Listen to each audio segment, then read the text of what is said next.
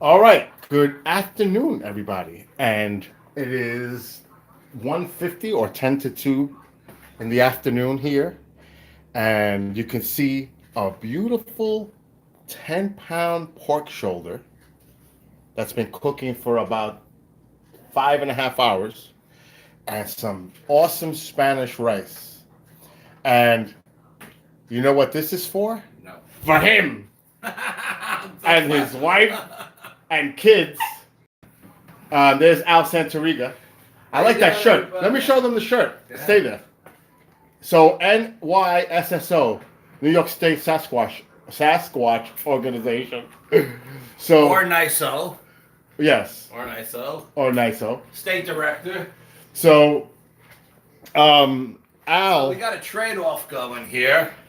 Found this vintage, beautiful Strat-style guitar. Not a scratch on it. not a scratch. Not a scratch on it.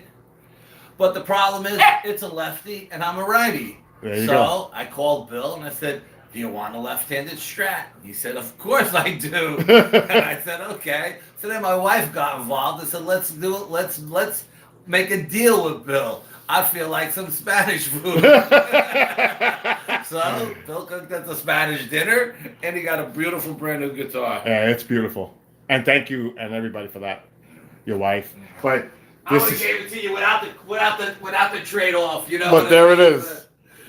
We never eat Spanish in my house, so she's like, "Have them make Spanish, something Spanish." I That's said, an "Okay." 11-pound pork shoulder Man, that is absolutely beautiful. and some Spanish rice.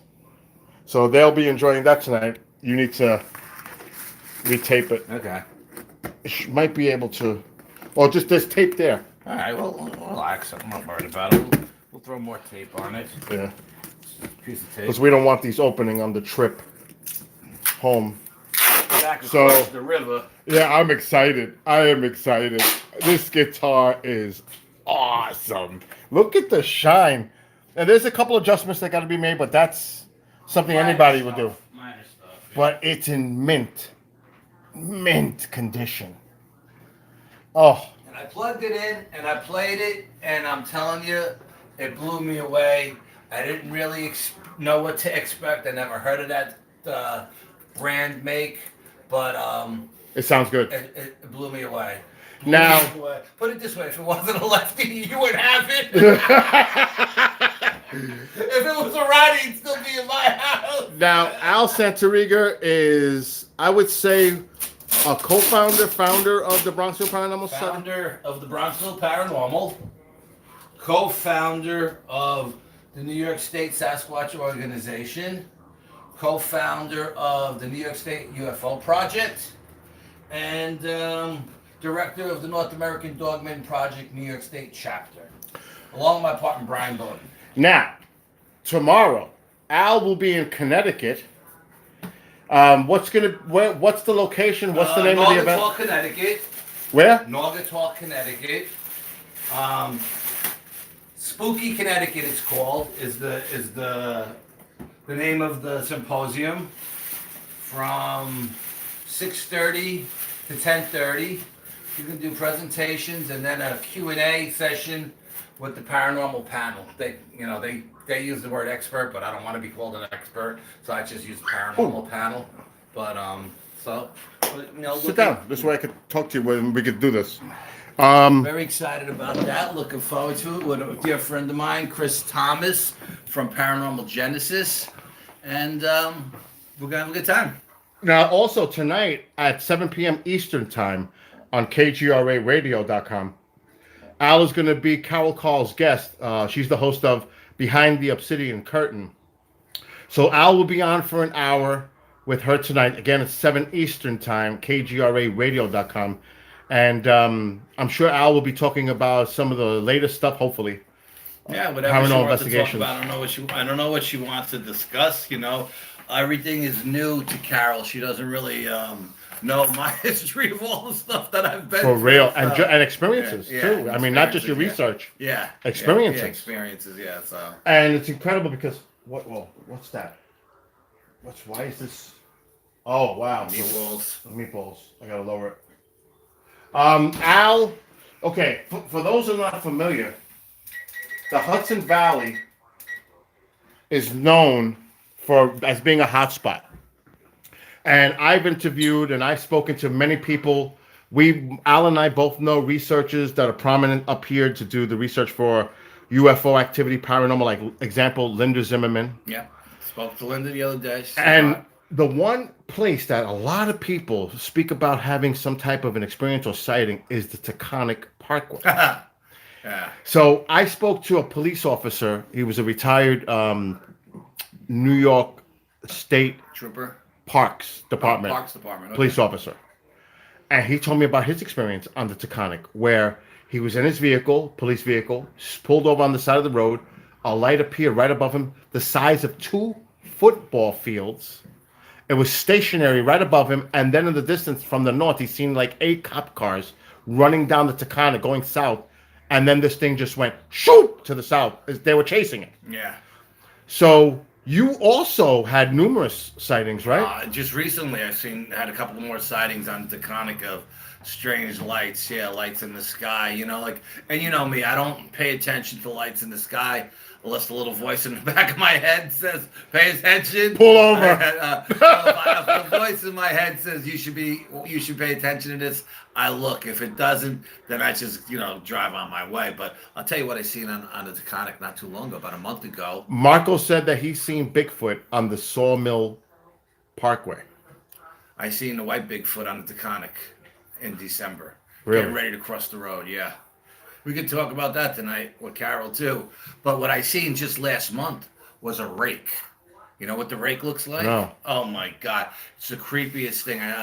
It's all white, tall, thin, sick looking, with like a human head.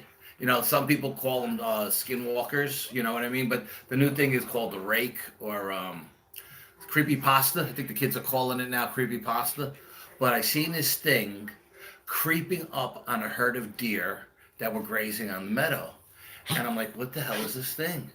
And it looked like a white spider. All you seen that would freak me out. All you seen was arms and elbows, knees and feet, and with a little white head in the middle. And it was creeping up on these, and the deer didn't even know it was there. I was like, what the hell am I seeing? I mean, I was freaking out. I had to go back like 3 times to make sure I was seeing what I was seeing. Unfortunately, by the time I got back that night to check it out, it had rained. So I don't know if the creature got any of the deer because there was no blood anywhere. There was no carcass. But this is why I hope before it gets too cold, and I don't know what weekend we could do it, but we need to go back to Nuclear Lake. Oh, yeah. The Paranormal Museum, which is actually in hiatus right now because of certain issues going at the Pine Bush thing. But hopefully we'll be going back to Pine Bush. I mean, not to Pine Bush, to Nuclear Lake. Yeah. Because I'll tell you, every time we go there, something bizarre happens. It's never fails. Yeah, I was supposed to go 6 weeks ago. I was supposed to go there with a group doing an investigation in Sasquatch at the sacred site, and we got rained out. Plus, I had a death in the family. So between the death in the family and the rain, I called it off. So then I was going to plan on going tonight, but then Chris volunteered me for this symposium in Connecticut, so I got bamboozled into that, which I don't have a problem with. And I don't mind helping newbies out and teaching them the ropes the right way and everything else. And Chris is a good kid, and I like him a lot. If I didn't, I wouldn't help him. But so then I was going to go tonight. But again, it was supposed to rain. I mean, not tonight, tomorrow night. But again, it's supposed to rain again tomorrow night. So the symposium is a good plan B. So, well, hopefully we can do. I know weekends is the best time to go, but I work on the weekends. Yeah. Hopefully we can do something on the weekday, on your day off from work, where you and I at least, and maybe a couple others can go. We could do a day trip. Yeah, we could do a day trip. Absolutely. But it seems like at night it was just the activity once the dusk started, and the nighttime. We ramped that place up with the Tibetan singing bowl as well. We played with that bowl. The energy in the woods just changed. And let's just be clear. On the day that we were there a couple of years ago with Heidi. Oh yeah, when we found the sacred site. Absolutely, yes. Yeah. And we went into the woods. We were on the old mining road, and you detected something on your I seen equipment. a Sasquatch structure off into the Right. swamp, but the swamp was dry. It was low. There wasn't a lot of rain that summer, so we could actually go. So I wanted to bring Heidi into it and show it. This is a Sasquatch because she's from the UK. She never seen one, and there was actually looked like juvenile structures as well, and I was showing her the difference. Look, this looks like a juvenile is copying the adult. And then we started getting eaten by mosquitoes. Yes. And the ghost radar said we had entities all around us. Yep. And then you got that Class A EVP, which is just amazing. See, a lot of people, when I put the camera down, and the video is available on my YouTube channel, you could search Voices Heard Nuclear Park. It's 24 seconds long, the clip. I had put the camera down because, like Al mentioned, we were getting just swarmed with mosquitoes. Yeah. So I told Heidi to get the spray out of my backpack, which she was doing. So I put the camera down on a stump. On a stump. And I said as a joke, if something happens, it reminds me something out of Blair Witch. Yes. And not 10 seconds later, a voice was heard, not by us. No, it's not audible, not at all. Absolutely not. But only on the camera when we got home and we uploaded it on the YouTube channel. DDB, who is one of our good friends, who is a frequent person that participates in the YouTube channel, she was the one that let us know, do you guys realize there's a voice that's saying your name? And I said, what? And when we heard it, we couldn't believe it. We could not believe it. And it was said twice. And like Al mentioned, that was a Class A EVP. Yeah, and hand to God, Bill called me up freaking out. And I was like, well, that's what we do. And he goes, yeah, but they're not saying your name. Exactly. They're saying mine. Yeah, I was like a little creeped out. They're saying my freaking name. But it was amazing. Amazing EVP. Just an amazing EVP. So hopefully we're going to go back. 'Cause I definitely want to go back because it's like I haven't been back since that time.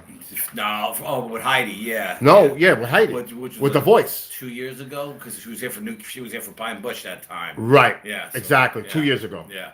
So hopefully we're going to go, or even maybe 3 years ago now. Because we went on Halloween night 2015 or 16. Yes, 15.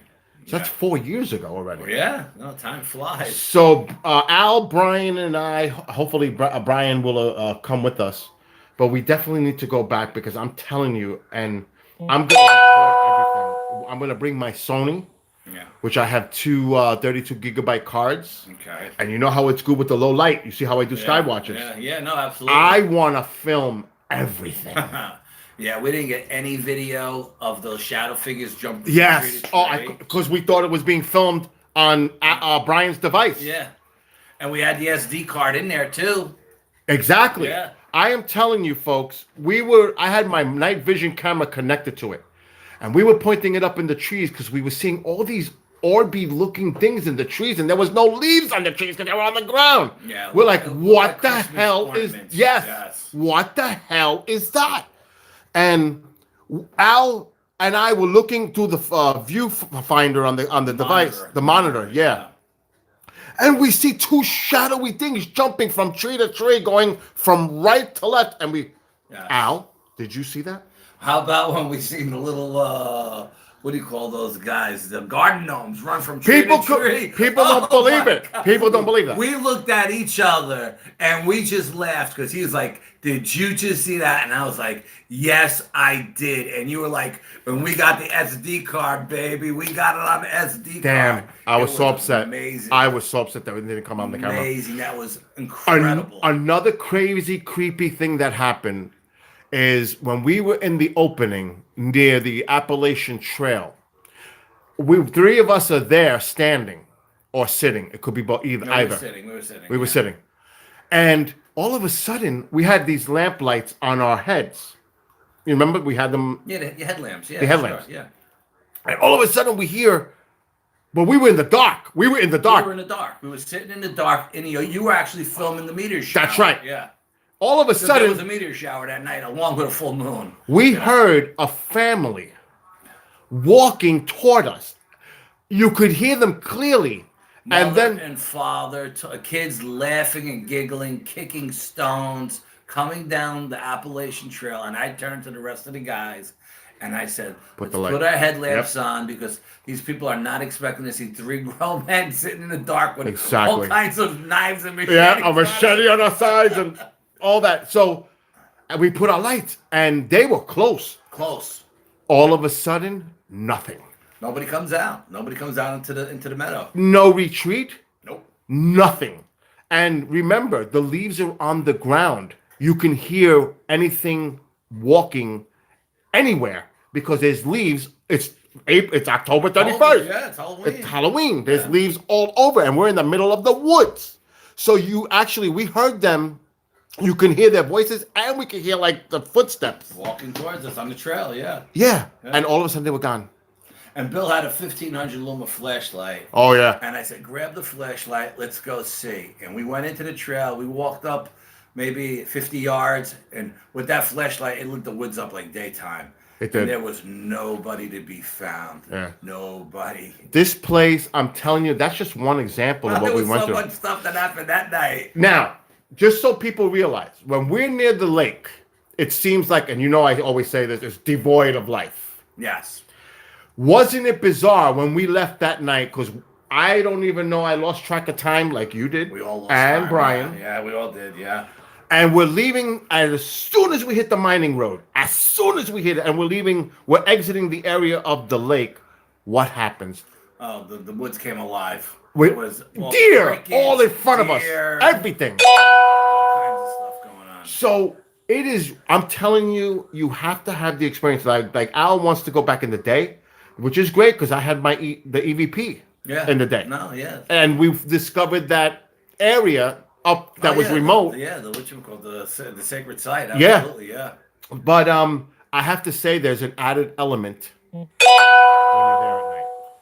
Yeah, no, I think the woods come alive at night, and I've been there many times at night, and every time I go, it's a different experience. Would you go there alone at night?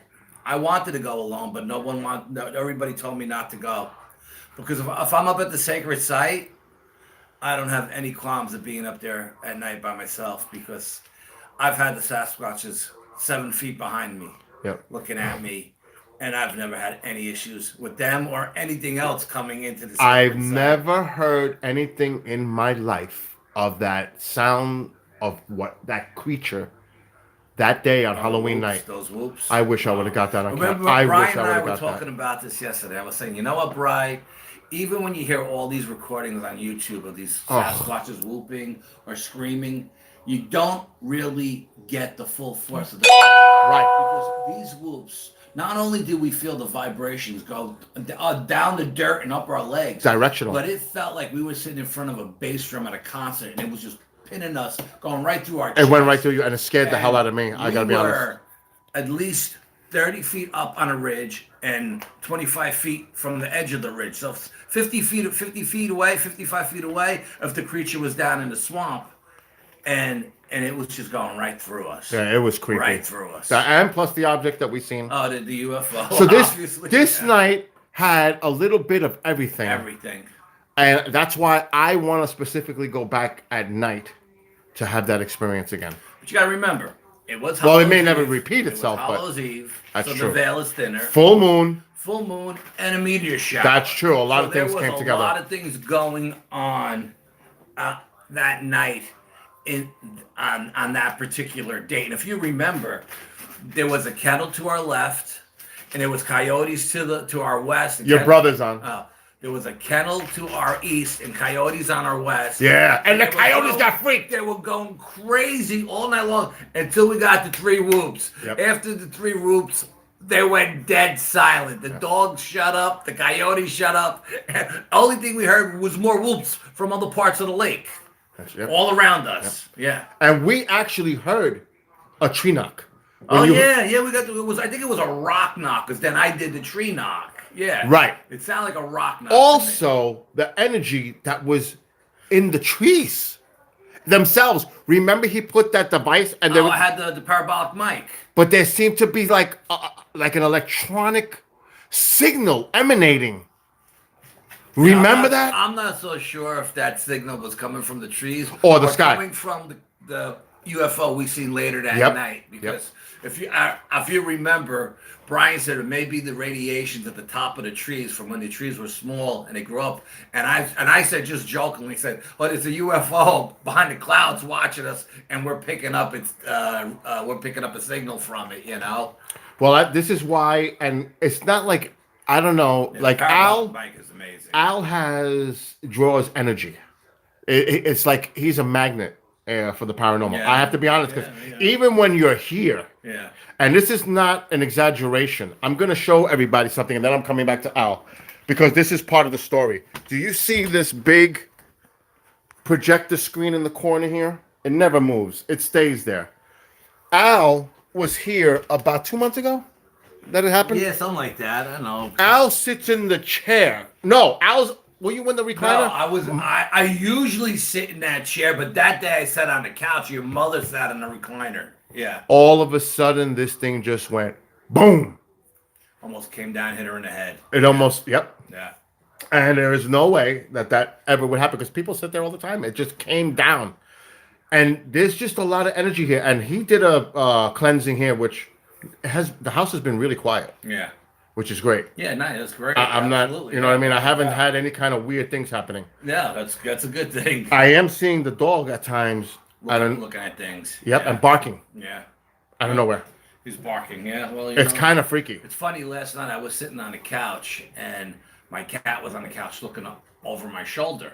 You know, and I felt like a coldness behind me, but the windows are there. It's a corner, maybe drafty. Brian's calling now, and so I just put up, and then I felt something put his fingers through my hair, and I was like, "What the hell is going on? You know, what the hell is behind me?" Because this has happened a few times now, but only in one particular corner of the couch. And when I was on the phone 2 years ago with a woman who was a psychic, who was a dear friend of mine, she told me that she's seen who she thought was my grandmother behind me.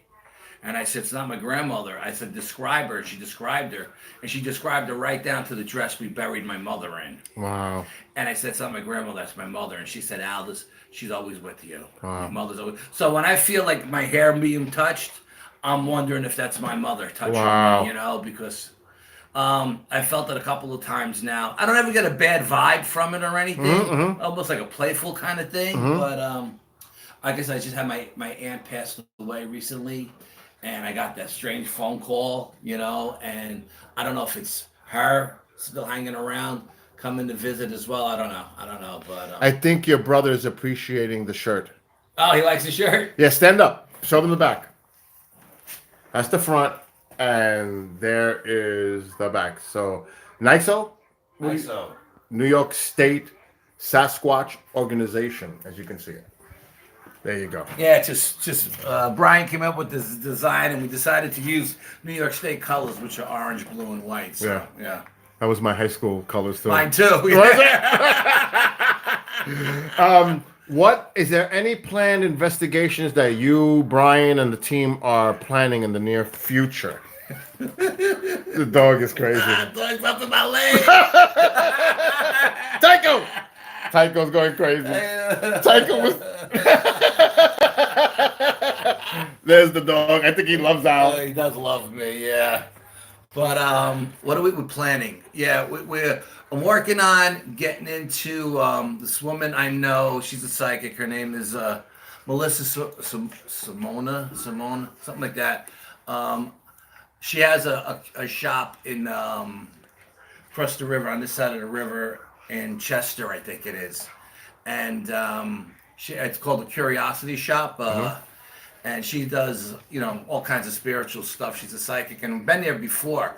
And she's actually got a hole in her basement, which was used for the Underground Railroad. And the last time we were there, hand to God, my wife is sitting to the right of me. There's 10 other people in the room, and we seen 3 bright flashes inside the hole. Like there was somebody walking in there with a lantern going like this. Wow. Crazy. Just crazy. So I talked to Melissa. She said, yeah, she'd love to have us come by and do an investigation, but obviously after October, because October, she's, you know, crazy. Everybody's booked solid in October. Oh yeah, it's Halloween. Yeah. So. There's a lot of bad things going Yeah. on. So tomorrow, let's not get even to tomorrow yet, before we wrap this up, because we've got issues to deal with here. Because tonight, who we're still waiting to contact, so that Al can do a little prep work. Hopefully, she's trying to communicate now. Here's Carol now. Is she? I'm down with the cemeteries, and I don't have my glasses. I can't see. Well, Al is going to be the guest for Carol Call tonight. He's going to be on at 7 p.m. Eastern Time on KGRARadio.com, behind the Obsidian Curtain, with, of course, host Carol Call. And we have to go over a couple of things with Herb. So he'll be the guest tonight for 1 hour from 7 to 8. And if you want to tune in, you can go there and check out the show tonight and also tomorrow. Al, just tell us again where you're going to be, what it's called. Naugatuck, Connecticut. It's called Spooky Connecticut. It's the symposium, and it's in the town of Naugatuck, and it starts, I believe, at 6:30. Goes from 6:30 to 10:30. There'll be a bunch of speakers, and then at the end of the night, there's a paranormal panel where we'll take questions from the audience and do a Q&A session with the audience. And there'll be vendors and the whole 9 yards. Who is going to partake in this as part of Bronxville Paranormal Society? Just me as Bronxville, and Chris is representing his own team, Paranormal Genesis. Okay. And then there are a few TV celebrities that are going to be there as well, that are going to be on the panel and doing presentations from one of these haunted shows. Now, you also participate and organized with Brian as well some of these other groups that you're involved with. What are their names? Do you have meetings so that people can attend the UFO group, the Dogman group, the Sasquatch group?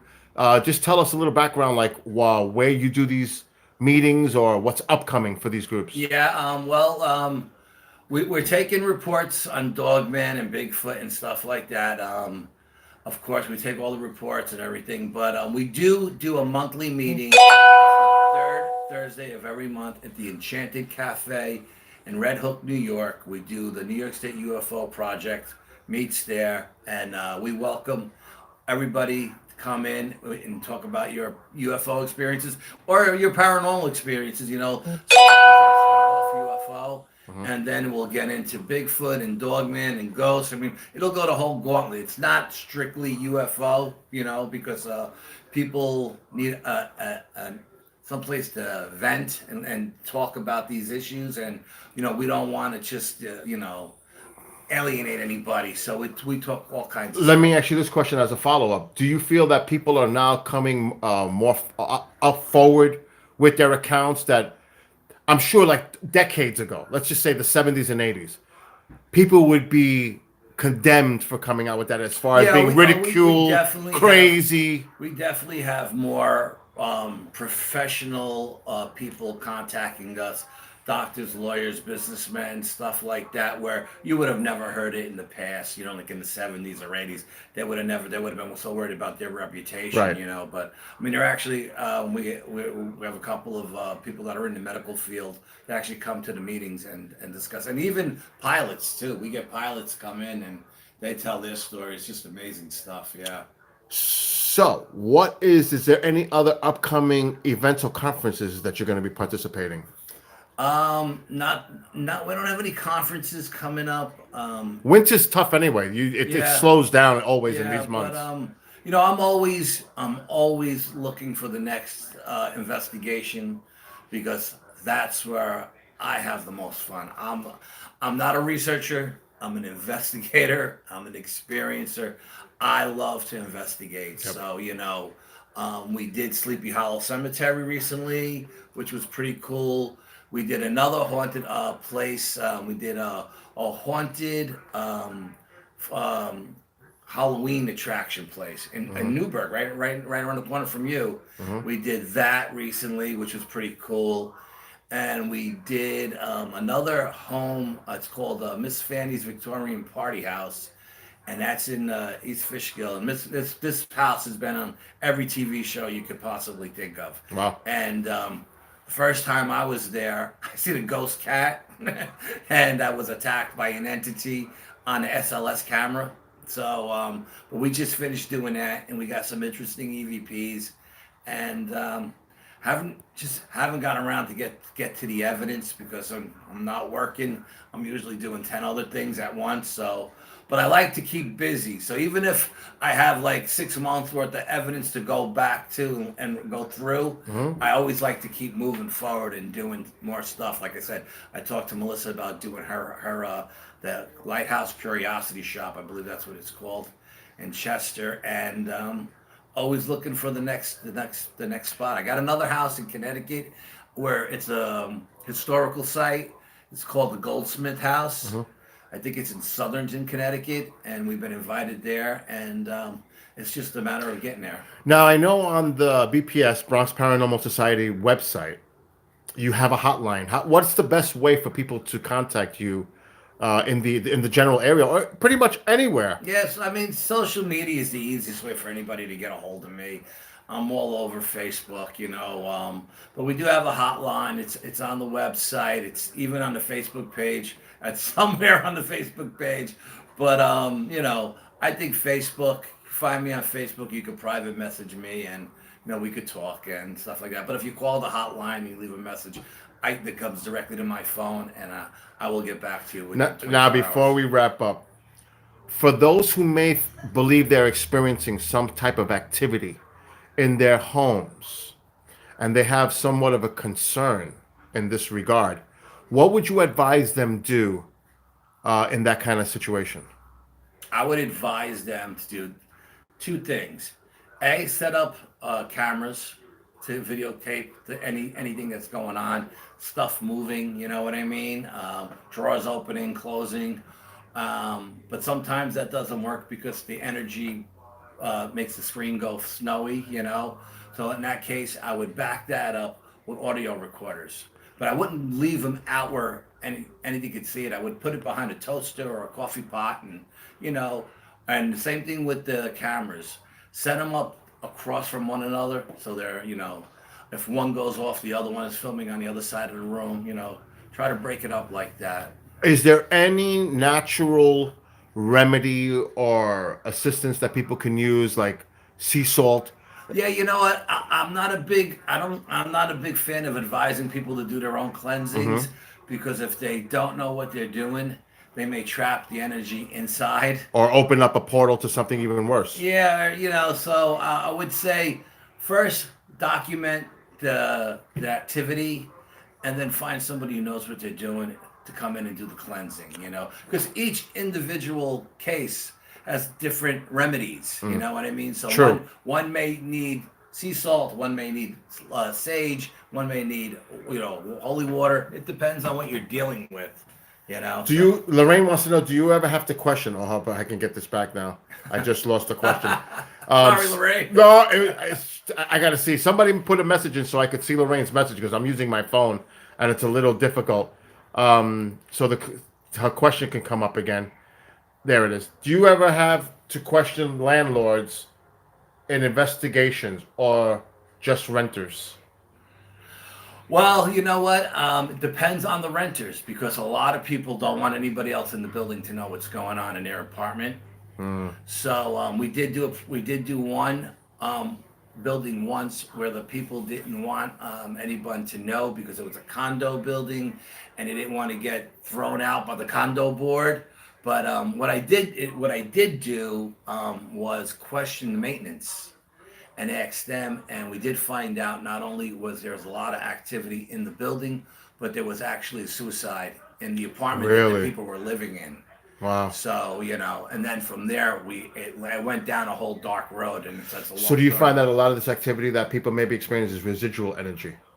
Some is residual, some is intelligent, some is stuff they'll bring home with stuff that they get like at antique shops. They'll bring something home with something on it or attached to it. So I don't buy antiques for that reason. And if I do, they get cleansed long before they even get into my car. Speaking of cleanse, before we wrap up, how do you prepare with your team before entering anywhere? Because you don't know if you're dealing with a malevolent or benevolent entity. Right. So what do you do in prep before you walk into any investigation? First thing I do is I make protection packets for everybody on the team, and it consists of like 10 different elements that are all protection elements. So starting with like sea salt and holy water and stuff like that, and everybody puts that in their pocket, and it grounds them and it protects them. So it's always on their persons all the time. I like to have that. Then after that, after everybody gets the packet, we do saging. We sage before and after, and we even sage our equipment because they're using the equipment to capture the evidence. So we sage our equipment, and then we'll after the saging, we'll say a white prayer before we go in, and we'll take it from there. If it needs to go any steps further, we'll take it further. But usually, that's knock on wood. That's been good enough so far. We haven't brought anything home with us ourselves. And I experienced that with you as part of that investigation with Brian. Every time we do something in the paranormal, you do that with us. Oh, without so I've been, doubt, yeah. I participated in that. And I recommend this to anybody. Before you go into the woods, hiking, camping, whatever, protect yourself before you go in. Make yourself up a packet of sea salt that'll ground you and protect you. Use sage before you go in because there are so many different elements in the woods that you have to deal with on a basis, different basis. That it's not just Mother Nature out there. There's so many different things out there. The woods are just alive with all kinds of different entities. So Al Santoriga, you can find him on Facebook, the Bronxville Paranormal Society.com website. They have a hotline there so that you can contact them, and they post all the latest information. And there's quite a bit of information there from past research as well.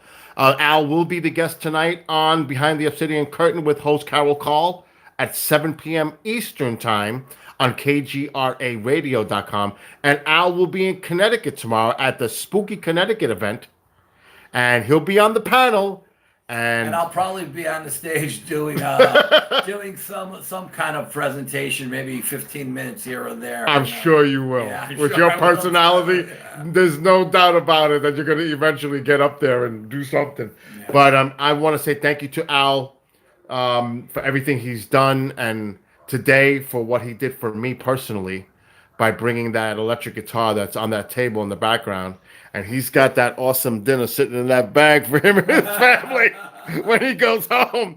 So don't forget again, folks, tonight, 7 p.m., Carol Call, Behind the Obsidian Curtain with guest Al Santoriga. Check out the website, Bronxville Paranormal Society. I'll say that again, Bronxville Paranormal Society.com. And all the other groups that we're associated with that Brian and I are directors of. Are they in the Bronxville Paranormal Society site, or no? They got to look for them individually. But they're all interconnected. Yeah, but So- that's not part of the actual. Is there individual websites for them, or Not websites, but Facebook pages. okay? So say each one so they know which Facebook page to find. Okay, we'll start with the North American Dogman Project, New York State chapter, the Bronxville Paranormal Society, obviously, the New York State UFO Project, and the New York State Sasquatch Organization, or NISO as we call it. Alrighty, so folks, have a great day, and don't forget tonight if you're available to listen to the show.